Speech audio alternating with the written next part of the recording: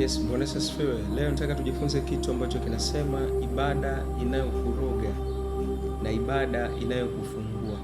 Kuna ibada mbili zinafanyika katika makanisa au katika makanisa mengi ambayo tunaona leo.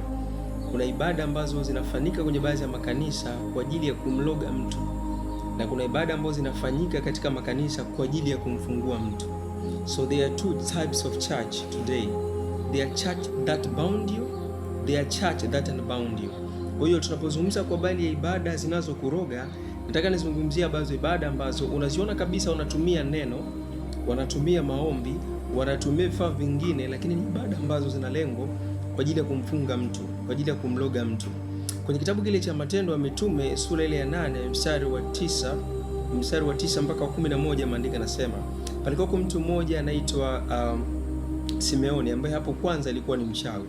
Mtu huyu alikuwa akiwashangaza watu wengi kwa uchawi wake, na hata akiwashangaza watu wadogo mpaka wakubwa kwa uchawi wake, na hata wakasema hakika huu ni uwezo wa Mungu ulio mkuu.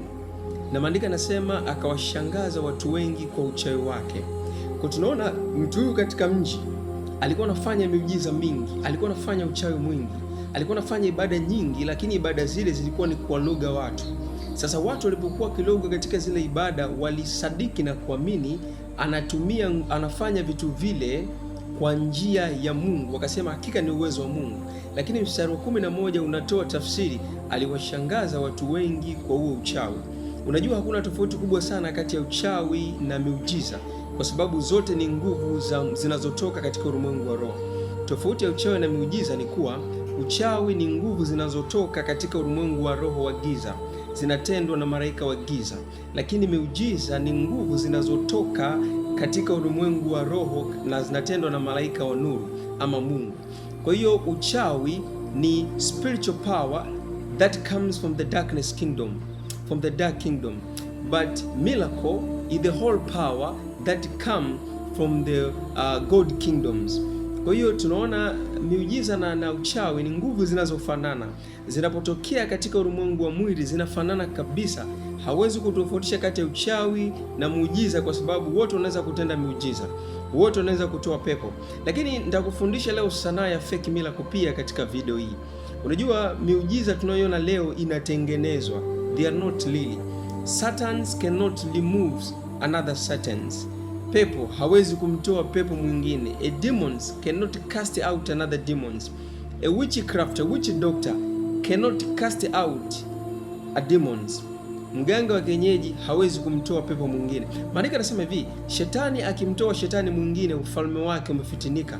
Kwa tunaona mtu yote anayekwenda kwa mganga hawezi kumtoa pepo mwingine.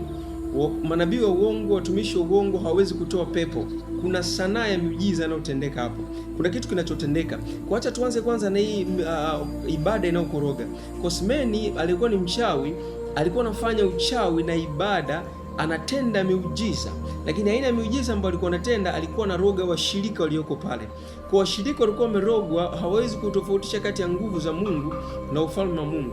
Maandiko yanasema kwenye mstari wa 12 na kuendelea, maandiko yanasema Filipo alipokuja na ubiri nje, akafanya miujiza mikubwa kumpita Simoni, hata Simoni mchawi akaokoka.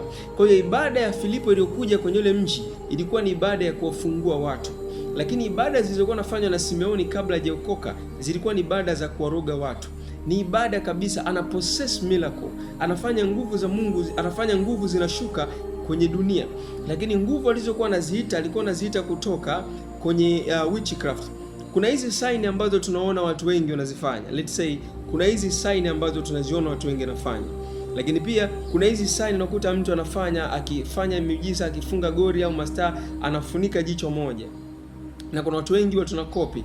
Lakini pia kuna hizi sign ambazo mtu anafanya, na kuna hizi sign ambazo watu wanafanya. Sign hii ni mtu ambaye anaonesha ana kibali kutoka kuzimu. Kidole cha mwisho ni kidole kinachoashiria kibali, na kidole cha pili kutoka kidole gumba ni kidole kinachoashiria mamlaka. Nitakufundisha habari za vidole hivi kwenye video nyingine, nitafafanua vizuri. Kwa mtu anayefanya hivi anawakilisha, anaita kibali na nguvu kutoka kuzimu zimsaidie kwenye kazi yake. Mtu anayefunika ili jicho anawakilisha, anatumika na upande wa giza. anatumika na upande wa giza ambao kazi yao wanampa vision na kuonekana kwenye dunia. Lakini mtu anayefanya vidole hivi viwili ni mtu anayeashiria ana mamlaka kutoka kuzimu, lakini pia ana nguvu ya mamlaka kutoka kuzimu, lakini pia ana nguvu ya uongozi. Kidole hiki kina symbolize uongozi. Ndio maana kuna chama kingine hapa kina nguvu ya uongozi na kina mamlaka, kinapotoa hoja zake kina nguvu na mamlaka, lakini hakina nafasi. Kidole gumba ni kidole cha utawala. Ndio maana leo tuna chama kingine kipo madarakani ambacho chenyewe kina nguvu ya utawala, hata kama kinafanya vitu viongo. Kwa miaka 60 ya nchi hii kimedominate, kina nguvu ya kutawala. Hawa wana nguvu ya mamlaka, wakitoa hoja za mamlaka, wana nguvu ya utiisho, lakini hawana nguvu ya utawala. Kwa hiyo tunaona wakifanya kila kitu kinaenda kinakubalika na watu, lakini wamekosa dominion, nguvu ya utawala. Kwa kila kidole kilichopo kwa mtu kina mamlaka. Nitakufafanulia vizuri vidole hivi vinavyotenda kazi na namna gani vinavyotumika. Kwa tumeona kuna ibada zinafanyika kabisa hata leo kwenye makanisa, kuna manabii, kuna watumishi ambao wanafanya ibada kabisa. When you see them wanatumia jina la Yesu, lakini si Yesu ambao unamjua wewe. Kwenye Biblia kuna mayesu wengi. Hata leo kuna mchezaji mmoja anaitwa Jesus. Kwa neno Jesus lisikufananisha na kuamini ni Yesu. Kuna mayesu wawili tu ambao tunawatambua kwenye Biblia. Kuna Yesu, kuna Bwana Yesu Kristo, neno Bwana Yesu Kristo.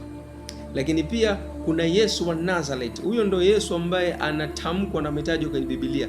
Akisema wakamkemea, tunakukemea kwa jina la Yesu wa Nazareth. Kwa nini ilihitaji wataje jina Yesu wakataja na eneo anakotokea? Ni muhimu sana.